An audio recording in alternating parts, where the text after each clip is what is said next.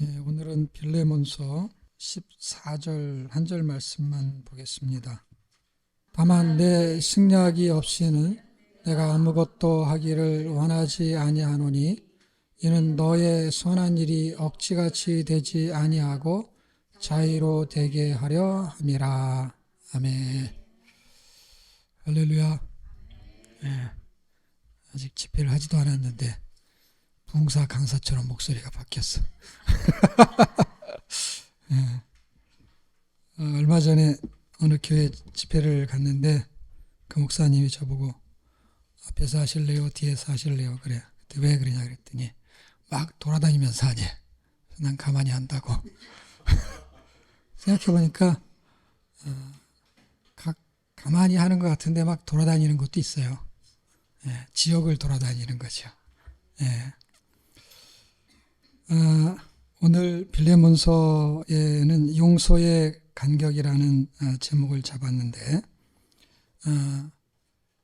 그 데살로니가 전후서는 거룩에 대한 주제를 갖고 있어요. 예수님이 재림하시게 되면은 그때 우리가 어떻게 살아야 되느냐, 거룩하게 살아야 된다 하는 이야기를 해줍니다. 그 거룩하게 사는 게 뭔지에 대한 설명을 디모데 전후서가 해주는데 그것은 경건하게 사는 것이다 라는 거예요. 거룩을 이해를 못하면 경건을 이해를 하면 되는데 이것도 이해가 안 되면 그 경건의 의미를 이해해야 되는데 그것은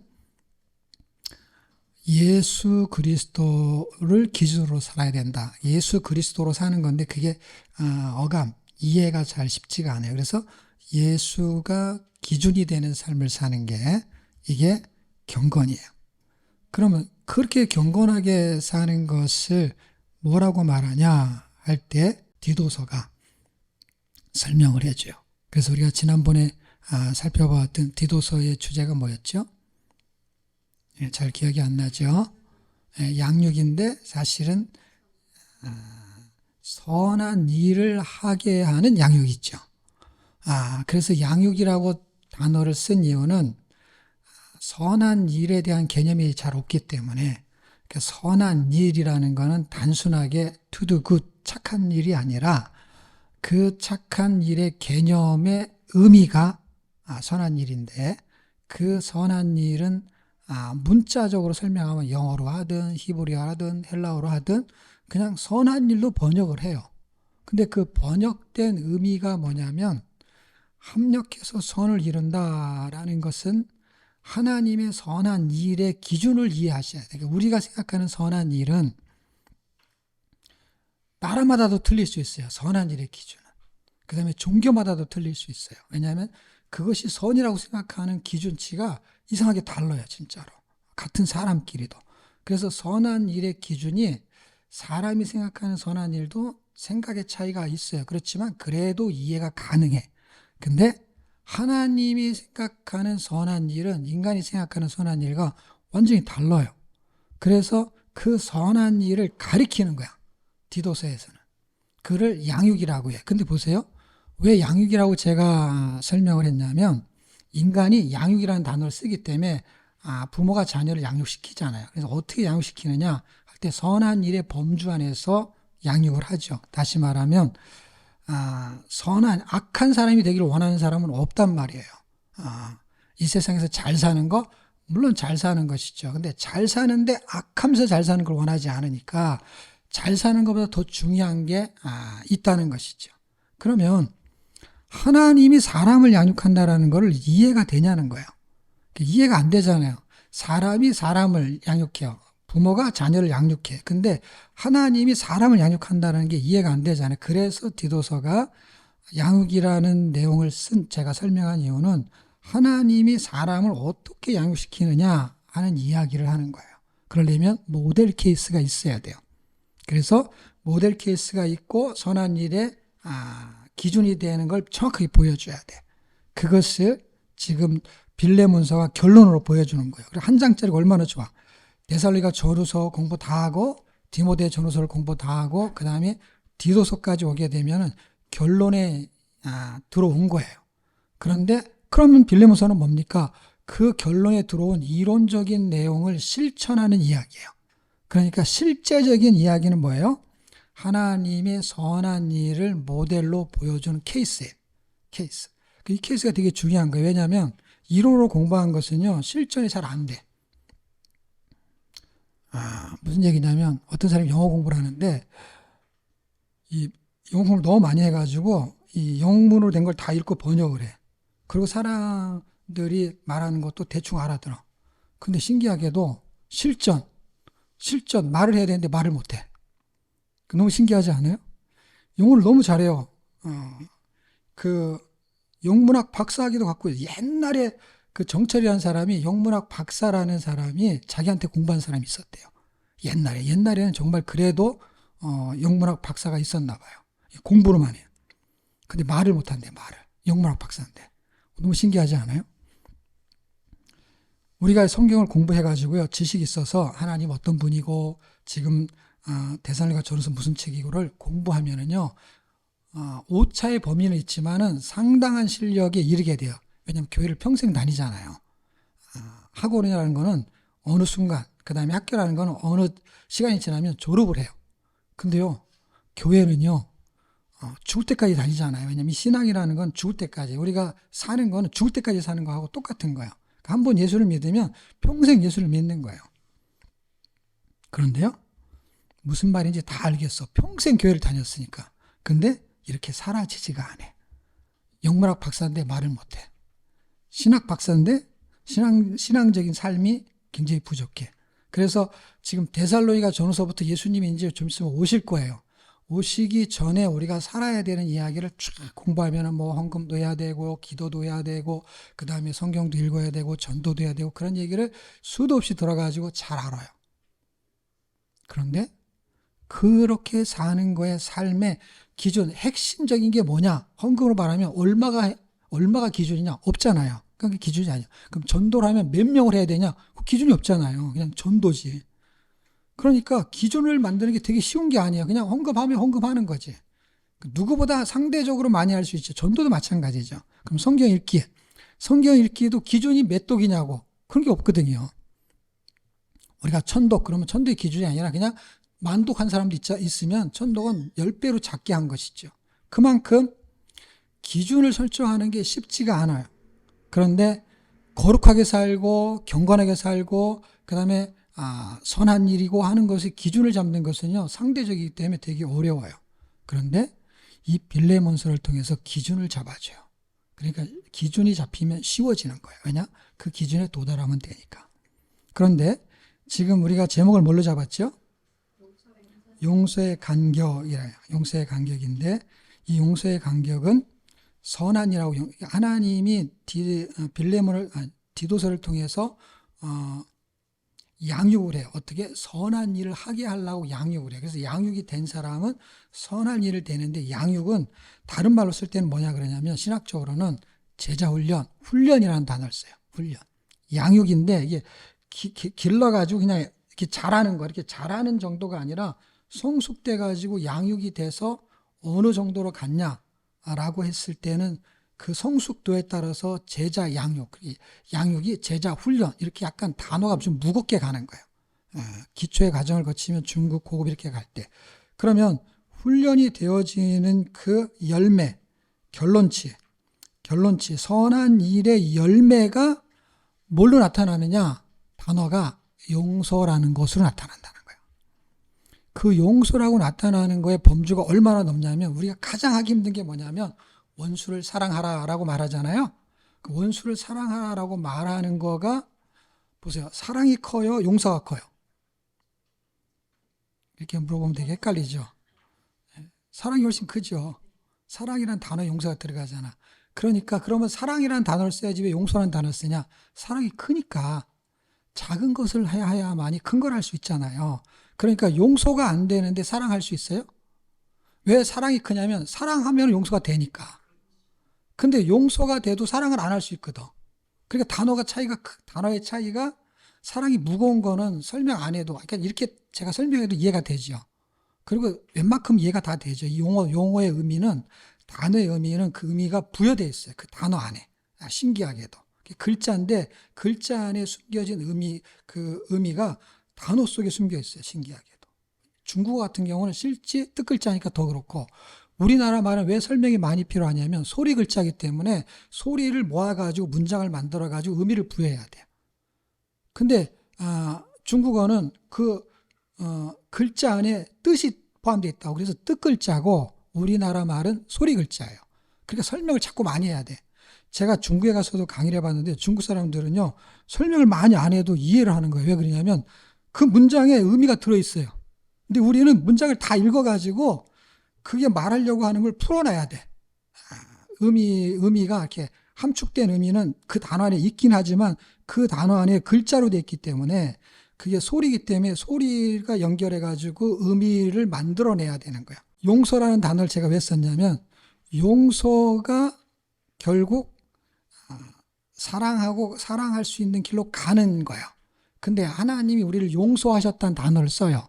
근데 왜 그 단어를 쓰냐면 사랑이라는 단어가 너무 무겁기 때문에. 물론 사랑이라는 단어를 출발하고 적용할 때는 용서라는 것으로 대입을 시키는 거야. 무슨 얘기냐면 하나님이 세상을 사랑하사 이처럼 사랑하사 독생자를 주셨으니 이는 저를 믿는 자마다 멸망치 않고 영생을 얻게 하려 하심이라 할 때 그 사랑이 뭐냐고. 그러니까 사랑이 뭐냐고 라는 거 할 때 그 사랑은 이렇게 큰 거에 그 안에 잘 자란 것들을 보여줘야 이해가 돼. 이상하게 내가 너를 사랑했어 이만큼, 엄마가 너를 얼마큼 사랑했는지 알아? 그러면 몰라. 근데 내가 지난번에 돈 얼마 줬잖아. 그러면 그 이해가 확 돼. 네. 이게 작은 거. 근데 돈이 사랑은 아닌데 사랑 없이도 돈을 줄 수 있는데 그 사랑의 범주 안에서 그거를 행했다라고 하면 그게 이해가 가능하단 말이에요. 사랑 안 하고도 할 수 있거든요. 말하자면. 그렇지만 사랑으로서 했다라는 표현을 할 때는 표현되어지는 종류가 다양한 게 있는데 그때 내가 너를 위해서 이거 했잖아 저거 했잖아 라고 하면 사랑의 범주 안에서 희생한 종류가 있어야 된다는 거죠. 그 종류의 가장 큰 게 뭐냐면 그게 죽음이라는 거예요. 죽음. 돈보다 강한 게 뭐냐 할 때 그게 너를 위해서 내가 희생했다라는 거예요. 돈도 희생의 한 부분이죠. 그렇지만 몸을 희생하거나 시간을 희생하거나 그걸 다 합쳐가지고 목숨을 줬다라는 거는 돈으로 환산이 안 되니까 이것처럼 희생한 게 뭐가 있냐 할 때 왜 용서라는 단어를 거기다 썼냐라고 하는 것이죠. 그건 뭐냐면 그분이 죽어야만이 내가 너를 사랑할 수 있는 그 스파크가 일어나는데 그 일어나는 내용이 어떤 거냐면 내가 너를 죽어야만이 너를 살릴 수가 있어. 그냥 돈만 주고 시간을 주는 게 아니라 내가 죽어야만이 너를 살릴 수 있어 라는 게 뭐냐면 사랑인데 죽어야만이 하는 그 가운데 낑겨 있는 단어가 있어요. 그 단어가 뭐냐면 용서라는 단어예요. 너의 죄를 용서해서. 내가 너를 사랑했어. 그래서 내가 돈을 줬든지 시간을 줬든지 물질을 줬든지 그래서 뭘 줬냐면 그걸로는 안 되는 거. 뭐가 안 되냐면 용서가 안 되는 거. 회복이 안 되는 거. 근데 회복이 되는 게 뭐냐면 나의 피. 내가 대신 죽어야만이 너를 회복시킬 수가 있어. 그 가운데 있는 어떤 텐션 같은 게 있잖아요. 그것이 쉬운 단어로 설명하면은 내가 너의 죄를 용서했다라는 거예요. 그거를 사랑이라고 표현을 하는 건데 사랑보다는 훨씬 용서가 쉬운 것이고 우리도 그걸 실천해야 되는데 그 쉬운 실천이 용서라는 거예요. 원수를 사랑하라. 그게 잘 안 될 수 있어요. 그러나 내가 지금 사랑하는 사람도 용서가 안 되는 게 있잖아. 근데 원수를 어떻게 사랑해? 무슨 말인가 이해가 되죠? 원래 말하고 싶은 거는 원수를 사랑하는 거예요. 근데 이게 너무 무거운 단어인데 일로 가야 되는데 가기 위해서 작은 실천이 뭐냐면 이미 내가 사랑하고 있는 가족, 형제 그 사람한테 뭘 할 수 있느냐? 작은 실수를 용서할 수 있느냐? 이거로 출발하는 거예요. 근데 이것 때문에 이걸 하는 것이지 이 용서가 뭐 때문에 하는 거냐고. 용서를 할 수 있는 그 기준치가 나와줘야 되는데 지금 빌레몬서는 굉장히 짧은 신약 성경에 한 장짜리가 몇 개 있는데 그 중에 하나죠. 뭐 요한 2서, 3서, 유다서 이런 게 다 한 장짜리예요. 근데 빌레몬서가 한 장짜리죠. 아주 의미부여가 잘 되어 있는 거예요. 이거를 세 개의 구조로 나누게 되면 아주 간단한데요. 1절에서 7절까지는요. 빌레몬의 믿음을 보여줘요. 구조를 좀 살펴보는 거예요. 이게 50장으로 돼 있든 100장으로 돼 있든 하나도 중요하지가 않아요. 왜냐하면 서론에 말하려는 것, 본론에 말하려는 것, 결론에 말하려는 것은 글로 전개될 때는 어차피 주제를 만들어낼 수가 있어요. 단지 길면 시간이 많이 걸리고 설명이 많이 걸리는 것뿐이에요. 그거는 그냥 학습량이 좀 필요한 것이고 한 장짜리를 우습게 봐서는 안 되는 거예요. 왜냐하면 이걸 길게 늘어뜨리면요, 이게 50장처럼 길게 늘어뜨릴 수가 있어요. 예. 스토리를 길게 하면 돼. 왜 길게 하면 되냐면 예를 들면 창세기에 나오는 4명의 인물이 나오잖아요. 창세기에. 그 인물이 나오는 스토리처럼요, 빌레몬의 스토리, 그 다음에 바울의 스토리, 오네시모 스토리를 집어넣으면 되는 거고, 그 이야기가 스토리인데 그 이야기를 싹 빼버리고 주제만 이야기를 하기 때문에 상당히 좋은 교재예요. 빌레몬서가. 왜냐하면 스토리가 싹 빠져 있어요. 그리고 스토리를 느낌을 갖는 거예요. 느낌을. 예. 어떤 일이 있었는지 모르지만 감옥에 왔다는 거는 잘못을 저질렀다든지 뭔가 그런 뉘앙스가 풍기는 거잖아요. 그리고 뭔가 용서를 자꾸 구한다는 것은 뭔가 하나님이 하실 일이 있는 걸 유추해낼 수 있는데, 어쨌든 성경의 지식이 하나도 없더라도 빌레몬서를 통해서 하나님 우리에게 주시고 싶은 거는 용서의 능력과 힘이 얼마나 강력한지를 지금 보여주려고 하는 거예요. 용서의 능력과 힘이 얼마나 강력한지. 자, 1절에서 7절까지는 서론에 해당이 돼요. 빌레몬의 믿음을 보는 거예요. 빌레몬의 믿음. 거기에서 핵심적인 성경 구절은 4절인데요. 4절 한번 찾아보실래요? 빌레몬서 1장 4절. 내가 항상 내 하나님께 감사하고 기도할 때 너를 말함은 주 예수와 성도에 대한 내 사랑과 믿음이 있음을 들음이라.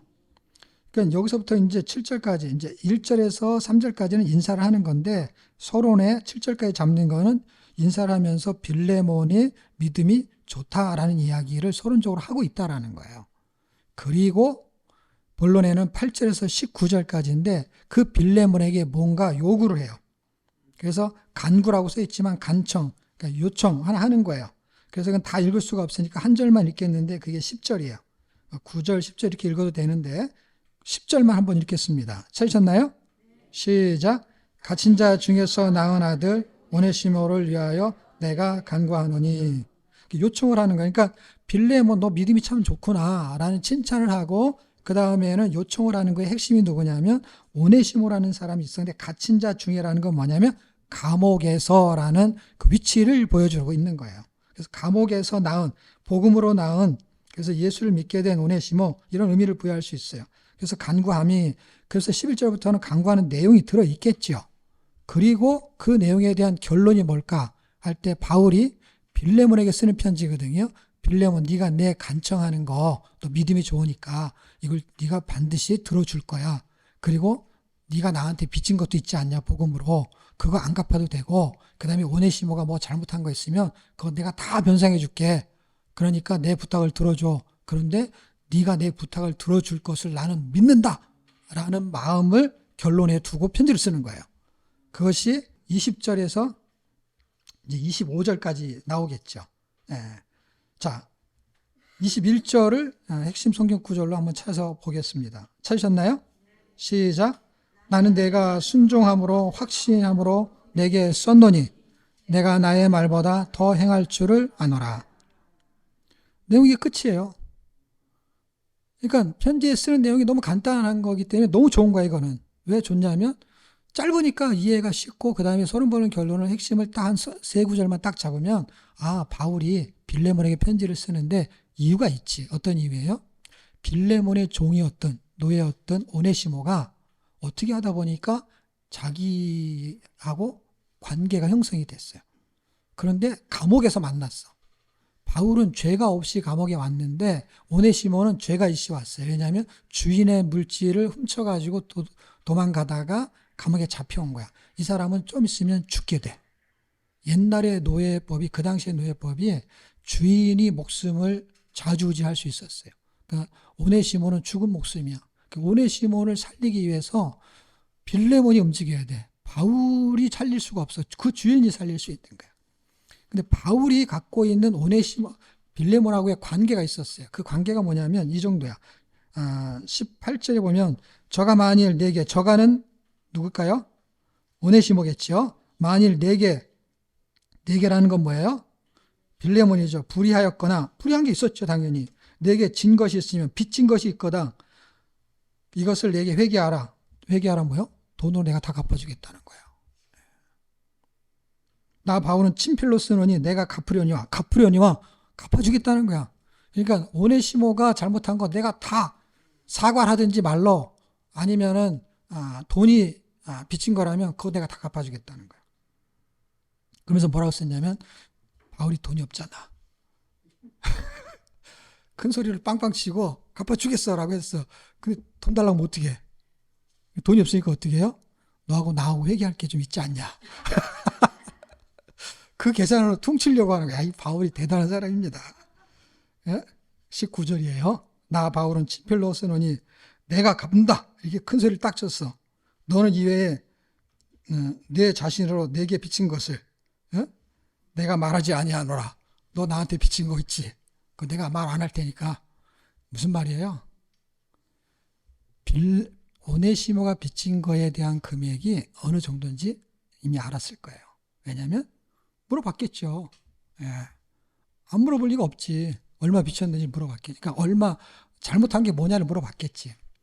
그것보다 빌레몬이 바울한테 빚진 게 훨씬 크다는 걸 알고 있었어. 그러니까 앞에서는 어떻게 해요? 다 갚아주겠다니까 그걸로 우리말로 하면 뭐 하는 거야? 야, 이걸로 퉁치자. 이렇게 된 거를 더 멋지게 말하지, 한 자리에. 그래서 그걸로 퉁치자 하면 네가 돈으로 계산해도 확실히. 근데 그럴 부분은 아니죠. 왜냐하면 이거는 감정의 문제를 갖고 있어요. 왜냐하면 이 전설에 의하면 이 오네시모라는 사람은 빌레몬의 집에 충성된 종이었고, 그 충성된 종으로서 뭘 맡았냐면 회계를 맡았대요. 잘 생각해 보시죠. 어떤 사람이 회계를 맡을까요? 믿을 만한 사람이죠. 그러니까 이 빌레몬이 기분 나쁜 건 뭐냐면 뒤통수 맞은 게 기분 나쁜 거야. 앞에서 훔쳐간 게 기분 나쁜 게 아니라 그가 나를 배신했다라는 것이 배신이야. 그 배신감. 그걸 어떻게 보상할 거냐는 거예요. 어떻게. 이 문제에 대해서 지금 19절에 말하고 있는 내게 빚진 것이라는 건 뭐냐면 뒤통수 친 것보다도 큰 것이 빚졌다라는 것이 있었다고 봐야 되는 거예요. 단지 금전적인 문제가 아닌 걸 이해하셔야 돼요. 그만한 빚진 것이 있는 거야. 그러니까 어마어마한 빚을 진 거예요. 누가? 빌레몬이 영적으로. 그만큼 이 바울이라는 사람이 사실 여기서는 빌레몬이 부각이 되는 거거든요. 왜냐하면 빌레몬이 용서한 걸로 정리가 되는 책이기 때문에. 근데 잘 생각해 보십시오. 빌레몬을 용서하게 만든 사람이 누구예요? 바울이라니까요.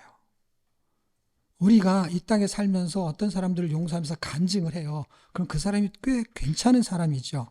근데 그 사람이 용서하게 만든 사람은 누굴까요? 예수 그리스도. 그분이죠. 그분이 아니면 용서할 수가 없어요.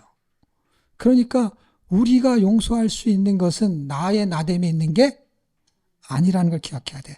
빌레몬이, 제가 이 글을 읽으면서 깨달은 게 뭐냐면 빌레몬이 훌륭한 사람인 건 맞아요. 왜냐하면 앞에서 설명을 다 했어요. 골로새 교회의 지도자 이 사람은요. 그러니까 상당히 자기 집이 컸고 재력이 있는 사람이에요. 그리고 자기 집에서 모든 것을 밥을 해먹이고 거기서 숙박을 할 정도로 자기 집을 내어준 사람, 이 사람. 그런 이 사람이 괜찮은 사람임에도 불구하고 이 빌레몬이라는 사람이 괜찮았기 때문에 오네시모를 용서한 게 아니라는 것을 이 문장에서 볼 수가 있어요. 그리고 왜 그러냐? 그 당시 문화 때문에 그래. 그 당시 문화. 용서가 안 되는 거야. 이 옛날의 문화를 찾아보면은요, 그 로마 시대 때의 종들이요, 노예들이요, 그 시민들보다 3배나 4배인가 더 많았대요. 그래서 그들을 다루기 위해서는 돈으로 팔고 사고 했고, 집에서 예를 들어서 이런 도자기 같은 걸 깨잖아요. 그 도자기 깬 것 때문에 그 사람을 죽여도 아무 문제가 없을 때요. 그 정도로 노예는 흔한 것 같아요. 그냥 일반 시민보다 노예가 3배나 많았기 때문에. 노예가 귀한 게 아니에요. 죽어도 상관없는 거예요. 이런 하찮은 거 하나에 인간의 목숨이 그냥 날아가는 거예요. 그러니 오네시모는 살 수 있는 길이 아무것도 없었어요. 왜? 오네시모 같은 사람은 많기 때문에. 오네시모 같은 사람이 없는 게 아니에요, 여러분. 많단 말이에요. 근데 빌레몬 같은 사람은 많지 않다는 거예요. 바울 같은 사람은 더 많지 않은 거예요. 예수님 같은 분은 딱 한 분밖에 없어요. 그분을 만나는 사람은 인생이 변하는 거예요. 그래서 지금 우리가 뭔가 변한다 그러면 저 사람 대단하다. 그 대단한 사람 뒤에 뭔가 있는 거예요. 여러분 바닷가에 가면 풍랑이 일어요. 그 풍랑이 이는 것은 왜 풍랑이 일지요? 바람이 불릴 때 풍랑이 이는 거예요. 근데 풍랑은 보이지만 바람은 보여요, 안 보여요? 안 보이는 거예요. 그래서 이 영적인 거는요, 느끼는 거예요, 느끼는 거. 느끼는 거예요. 이건 느끼는 거예요. 느낌으로 오는 거야. 아무리 설레발을 치고 별짓을 다 해도 아닌 것은 그냥 아닌 거야. 그냥 아는 체 해봐야 소용이 없어. 안 사라지는데 어떡하냐고, 안 사라져. 삶이 안 따라주는데 왜? 그냥 느끼는 거야. 그 사람은 그냥 그 지식이 있는 거는 인정해 주면 돼요. 그냥. 지식이 있으니까 좋으니까. 근데 그게 따라주지 않는 거야. 무슨 얘기예요? 그리스도가 그에게 영향력 행사가 안 되는 사람이야. 그러니까 대단한 사람이죠. 하나님이 뭐라고 해도 말을 안 들으니까. 이게 지금 바울이 뭐라고 하니까 빌레몬이 말을 듣잖아요. 빌레몬도 대단한 거고 더 대단한 건 누구예요?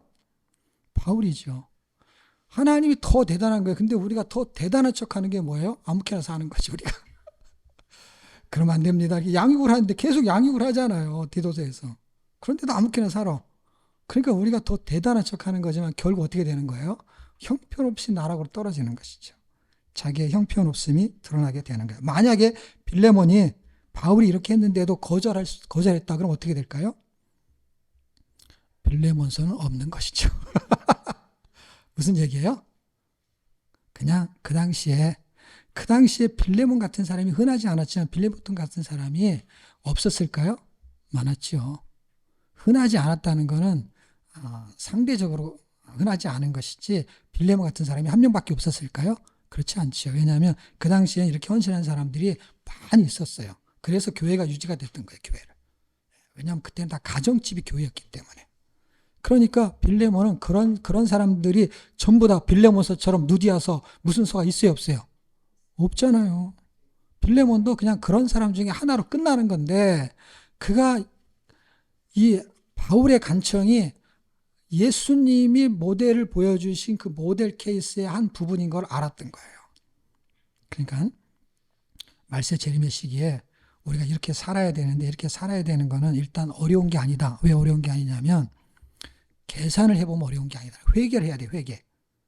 회계의 발음이 좀 이상해서 그런데 뉘우치는 회계 말고 계산을 카운트하는 회계. 그 회계. 그 회계를 해야 돼. 계산을 해야 돼, 계산.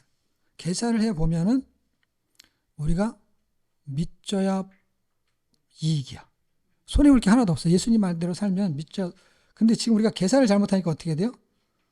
계산을 잘못하니까 손해야. 그러니까 계산을 못해서 그래, 계산을. 계산을 어떤 식으로 하냐면 밑에서 저울을 재는 거예요. 지금 저울이 하늘에 달려 있다니까요. 저울이 종류가 여러 가지가 있는데 제가 옛날에 지금 저울은 거의 다 밑에 있는 저울이죠. 그래서 몸이 위에 올라가면 저울이 추가 움직이잖아요. 그렇죠? 몸무게 다는 거.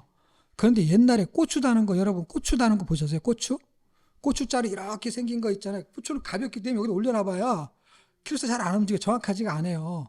요새 뭐 정확하게 나왔는지 모르겠어요. 그게 어떻게 생겼냐면 이렇게 일자로 생겨가지고 무슨 추가 달려가지고 요걸 왔다 갔다 하면서 이 고리에다가 이걸 본 사람만 이해하겠지. 이거를 본 사람, 제가 그림으로 보여주면 좋은데 이렇게 위로 달렸어요. 그래서 여기 이 작대기 같은 거에 추가 안에 있는 요 고리에다가 이 고추 자루를 거는 거예요. 걸면 이게 축 처지니까 요걸로 조절해. 여기에 무거운 추가 하나, 이게 그걸 추라고 해야 되나? 이게 추고 그 무거운 걸 이렇게 눈금으로 이렇게 움직이면은 그 키로수가 나오는 거예요. 그러니까 이거는 저울추가 위에 달렸다라고 제가 예화를 쓰는 거거든요. 저만 쓰는 예화인데 그 위에 달렸으니까 하나님이 우리를 달아볼 때 이렇게 달아보는 게 아니라 저기서 이렇게 들어본다고. 들어서도 알죠. 여러분이 무게를 잴 때 콩나물 장사가 이렇게 손으로 들어보잖아. 그러면 무게를 알잖아요. 그러니까 하나님이 우리 이렇게 딱 들어보면 무게를 알 수 있는 거예요. 우리는 밑으로 달아보는 거예요. 밑으로 달아보니까 나한테 어떻게 해야 되지? 힘을 준다고. 근데 그게 딱 들리면 달랑달랑 매달려 있는 거지, 지가. 발에다 힘을 준다고 무게가 나가는 게 아니라 그냥 그 무게가 무게인 거죠. 그 위에서 들어보는 것이죠. 그러니까 계산이 위에서 한단 말이야. 그러니까 저분이 계산해서 너는 1, 2, 3, 4 이렇게 무게가 몇이구나 하는 게 무게인데 우리 밑에서 계산하니까 어떻게 해요? 계산해보면 어떻게 해요? 백날 해봐야 손해지. 원수를 사랑하는 것도 손해, 미운 놈에 떡 하나 주는 것도 손해. 우리나라 속담이 엄청 성경적이라는 거 아십니까? 이게 원수를 사랑하라 할 때 목마른 자에게는 물을 주고 배고픈 자에게 떡을 주고 그러잖아요. 근데 우리는 왼수한테 떡을 주잖아. 우리나라 속담은요 굉장히 성경적이에요. 미운 놈? 떡 하나를 더 줘요. 엄청 성경적인 나라예요, 우리나라가. 성경에서 그렇게 하라고 하기 전에 우리가 먼저 실천했던 나라예요. 대단한 나라죠. 예. 이게 잘 되냐? 안 되죠. 근데 계산해보라는 거야. 여기도 계산해보라는 거야. 우리가 하나님의 말씀대로 사는 게 계산을 잘못하니까 손해인데 계산을 제대로 하게 되면 손해가 아니라는 거예요. 왜? 원수를 사랑하라라고 했을 때 사랑하면요. 먹을 거 주고 뭘 주잖아요. 그거에 대해서 잠언 25장에 뭐라고 말하냐면 내가 갚아주겠다라고 기록되어 있어요. 여러분 하나님이 갚아주겠대요. 그러니까 하나님이 갚아줄 때 하나님이 째째하게 야 너 10원 썼냐? 그럼 10원 갚아주겠어요? 하나님이? 우수리 같은 거 딱 반올림하고 아니 그냥 이 세상에 사는 사람들도 내가 이렇게 심부름 시켰는데 얼마 했어? 1,500 얼마 나왔어요? 그럼 뭐 2만 원 주고 2만 원짜리 2장 주겠어요? 5만 원짜리 딱 주고 10,000원도 아니라 그냥 5만 원으로 딱 그렇게 줄 수 있는 사람 있잖아요. 그것처럼 돈이 좀만 있어도 우수리 계산을 안 하는데 하나님이 그 우수리 계산 딱 해가지고 그렇게 하겠어요? 하나님이 갚아주신다는 거예요. 여기 지금 바울이 봐요.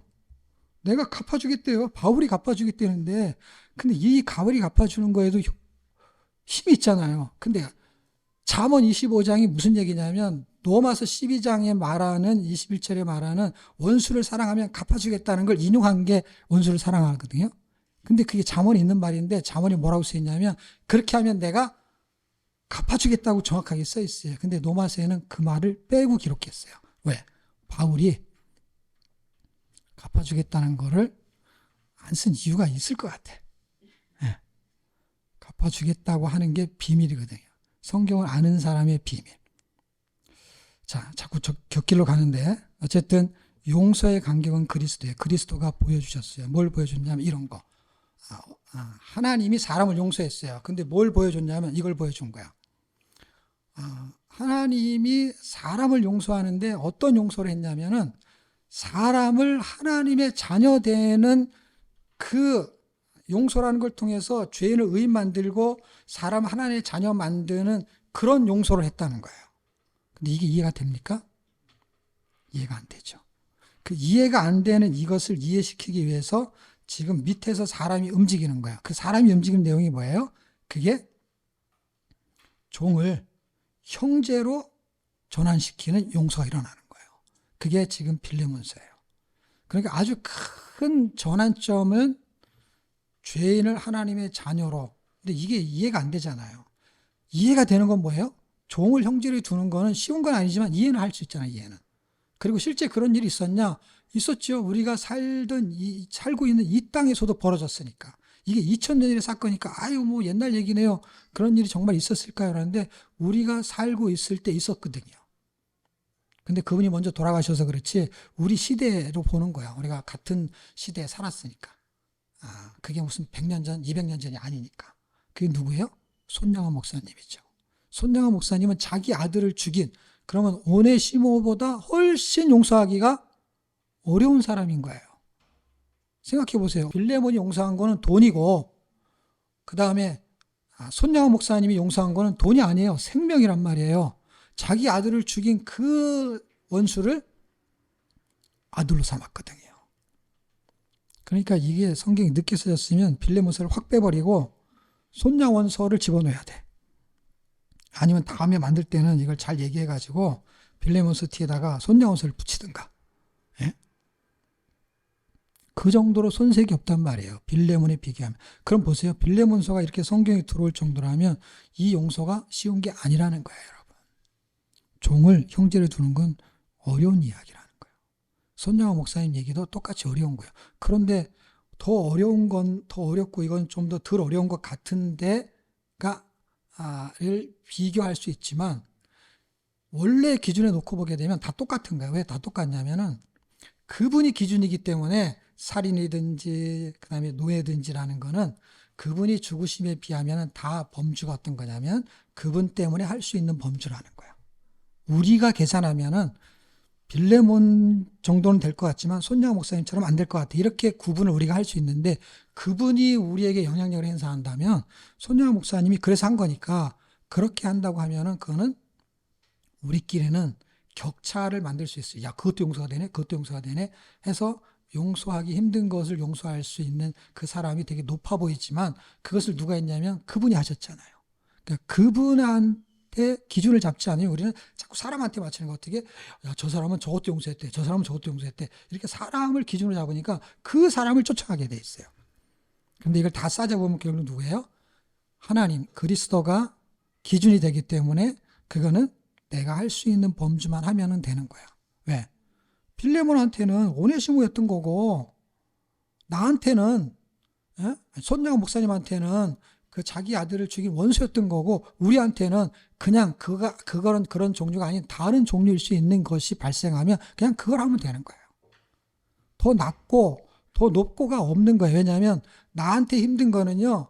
이 두 사람한테 힘든 거나 똑같이 힘든 거예요. 왜? 안 되니까.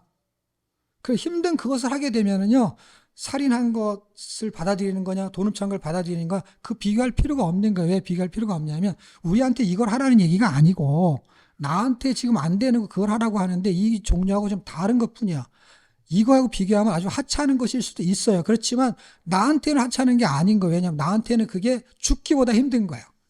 죽기보다 힘든 그것을 지금 말하는 건데 그것을 누가 시키냐면 나를 위해서 죽으신 그분이 하는 거니까 그분하고 뭐를 계산해야 되냐면 회개할 것을 계산해 봐야 되는 거야. 지금 바울이 빌레몬한테 너하고 나하고 회개할 거를 계산하고 오네시모한테 실천하라 이 말이니까 지금 우리가 뭔가 내 자녀에게든 내 부모에게든 아니면 내 형제에게든 아니면 내 직장에 있는 사람이든 친구에게든 뭔가를 용서할 것이 있는 것을 놓고 낮음을 따질 필요가 없이 하기 힘든 것일 수 있죠. 그것을 뭐하고 계산해야 되냐면 그리스도하고 계산을 하면은 가능하다는 거예요. 그러니까 이거는 다 똑같은 거다. 똑같은 거. 자, 용서의 간격은 바로 죄인을 의인 만드는 거예요. 근데 그리스도가 개입해야 돼. 그 다음에 죄인을 하나님의 자녀를 만들어요. 그러다 보니까 살인자를 자기 아들로 만들어요. 손양호 목사님이. 그런데 빌레몬은 노예를 형제로 만들어요. 노예를 형제를 만들 수 있는 거는요, 신분을 바꿀 수 있는 것은 누구만이 할 수 있어요? 주인만이 할 수 있는 거예요. 누가 못하냐? 바울이 못하는 거니까 이거는. 바울이 주인이 아니잖아요. 오네시모의 주인은 누구예요? 빌레몬이니까 빌레몬이 하는 거예요. 우리의 신분을 누가 바꿀 수 있어요? 우리의 주인, 그분만이 바꿀 수 있는 거예요.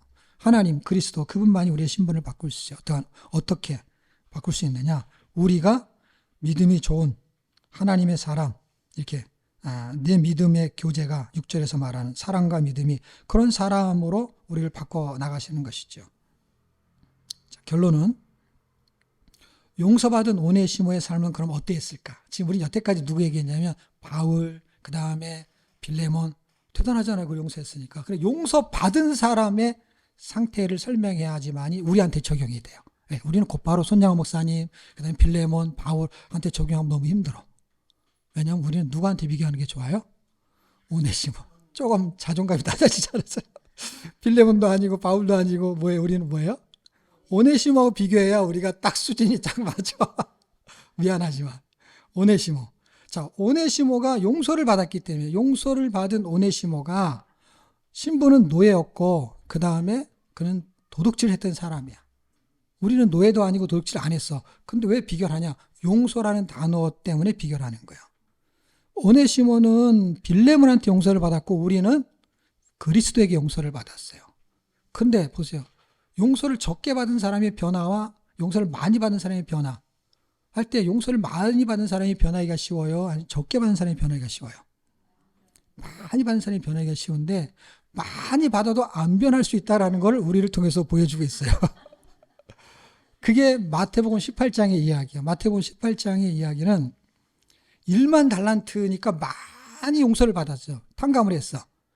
근데 1만 달란트 탕감받은 사람이 우리라고 가정해요. 그런데 이 사람한테 빚진 사람이 또 있었어. 그 사람이 100데나리온을 빚졌어요. 이게 돈으로 한 사람은 되게 어려운 얘기인데 약간 100억을 용서를 받았어, 내가. 근데 길거리 지나가다 나한테 빚진 사람을 만났어. 돈 1,000만 원도 안 돼.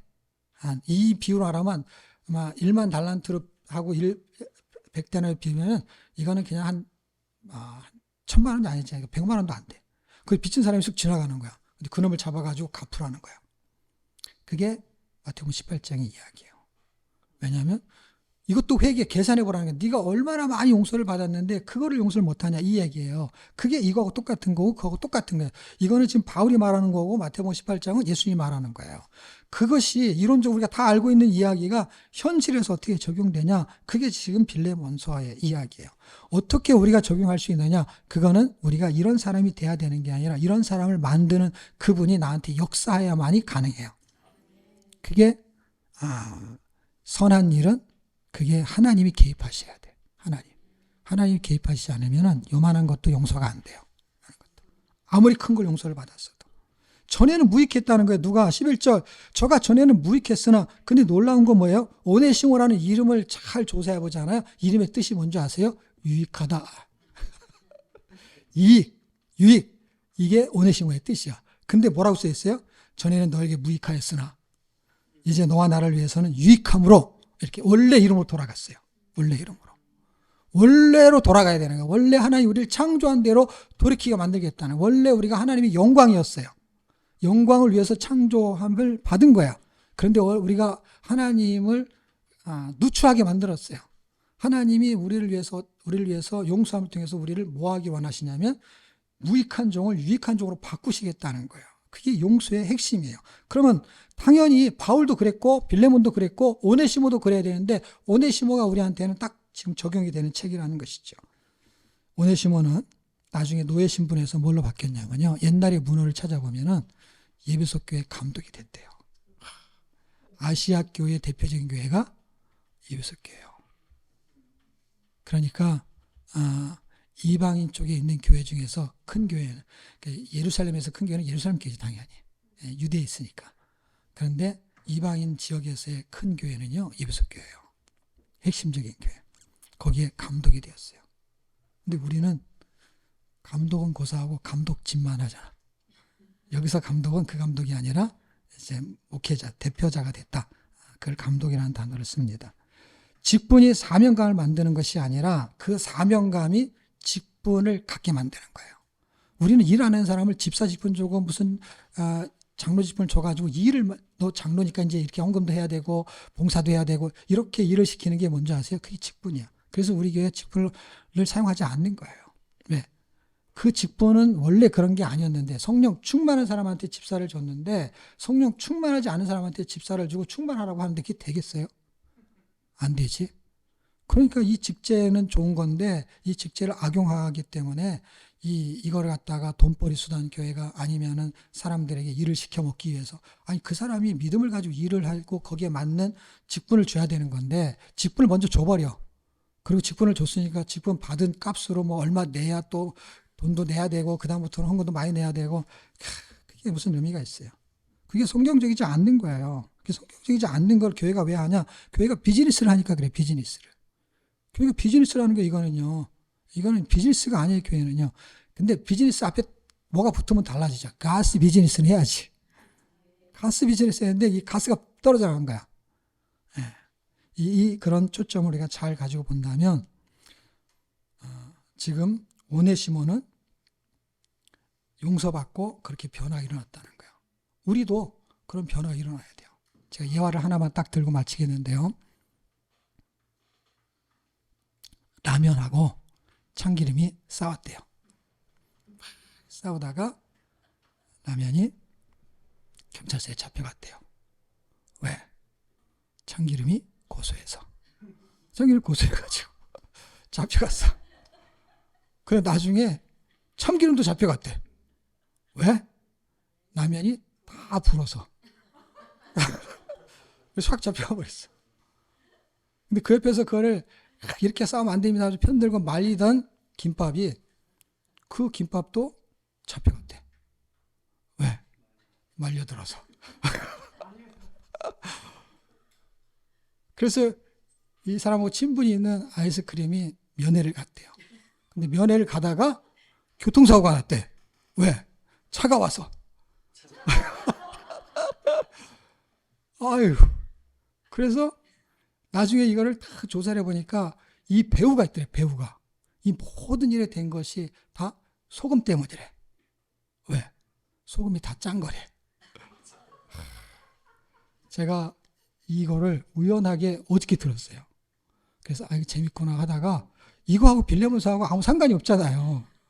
아무 상관이 없어서 그냥 별 생각 없었는데 아침에 무슨 생각이 들었냐면 이게 상관이 있는 거하고 연결이 되는 거야. 이게 참 이걸 예화를 찾고 뭐 하려고 그러면 사람들 책 보고 막 그런데 그냥 우연히 주워 들은 것이 빌레몬서하고 연관이 있는 걸 제가 찾은 거예요. 오늘 빌레몬서의 용서의 간격은 사실 주님이 이미 다 짜신 거예요.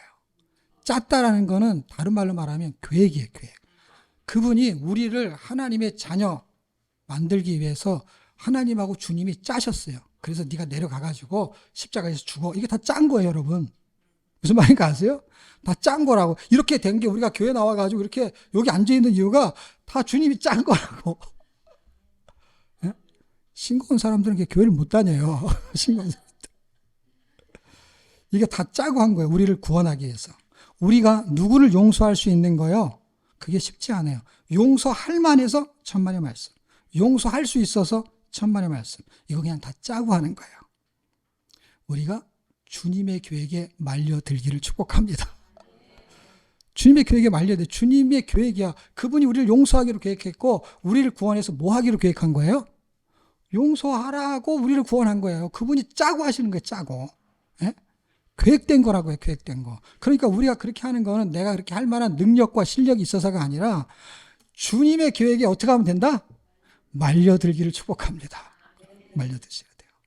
조회교회 성도가 된 거, 성경 통독 사역자가 되는 것은 다 주님이 짜고 계획하신 거예요. 주님의 계획에 말려들기를 축복합니다. 기도하겠습니다.